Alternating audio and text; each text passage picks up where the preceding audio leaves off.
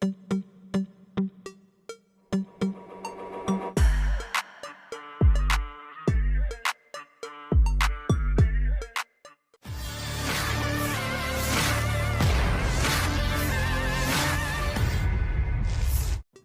bersenjata Rusia merilis rekaman memperlihatkan detik-detik drone peledaknya menghantam kendaraan Max Pro Amerika Serikat. Kendaraan yang diintai drone Rusia tersebut tengah dikendarai tentara Ukraina.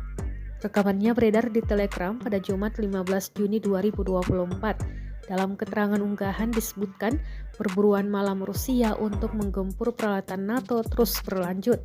Rekaman tersebut menunjukkan penghancuran kendaraan lapis baja Amerika lainnya, International Max Pro FPV, oleh drone VT-40 dengan kamera malam.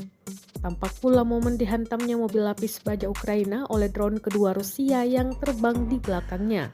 Kemudian kendaraan itu dihabisi dengan kendali VT-40 yang dikonfirmasi oleh kendali objektif dan juga personel musuh dihancurkan, klaim Rusia dalam narasi unggahannya.